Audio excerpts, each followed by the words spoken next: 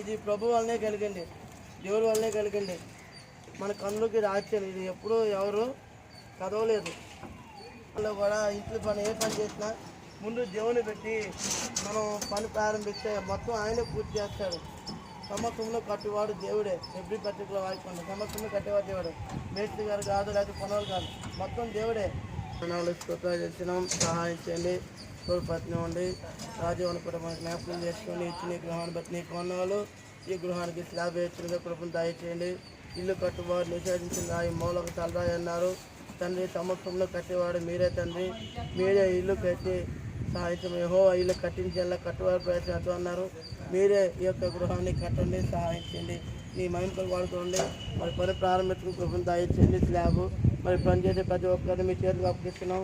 ఏ కీడు నష్టం అపాయం వాడకుండా ఆదు నుంచి అంతవరకు స్లాబ్ పూర్తయ్యే వరకు మంచి వాతావరణం, మంచి శక్తిని, బలాన్ని ప్రతి ఒక్కరికి అనుగ్రహించండి, సహాయం చేయండి. మరి క్రమంగా మర్యాదగా దేవుడి కృష్ణనామంలో స్తుతించి ప్రార్థించే వేడుకుంటున్నాం తండ్రి. ప్రేమ కలిగిన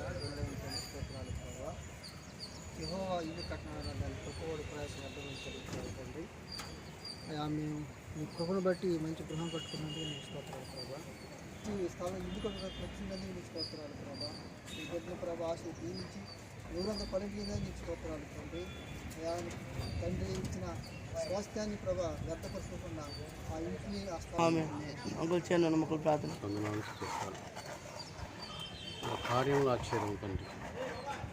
మా తలంపుల వేరు నీ తలంపుల వేరు తండ్రి. ఉదయకాలంలో మన జ్ఞాపకం చేసుకుంటున్నా నువ్వు కట్టినదే ఇల్లు మా వాళ్ళ కాదు, యెహోవా ఇల్లు కట్టువాడు. కాబట్టి అయినా మొదలుగా నీ జ్ఞాపకం చేసుకుంటున్నాం తండ్రి.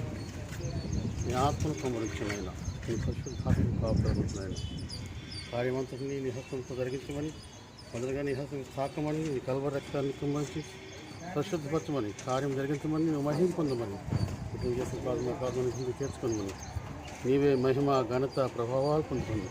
పనివారికి ఏ ఆటంకం లేకుండా సమస్త మహిమ నీవే పొందమని, ఏ శోధన రాకుండా నీ కాపుదల నుంచి భద్రపరచమని క్రీస్తు నాయన పేట ప్రార్థిస్తున్నాం తండ్రి.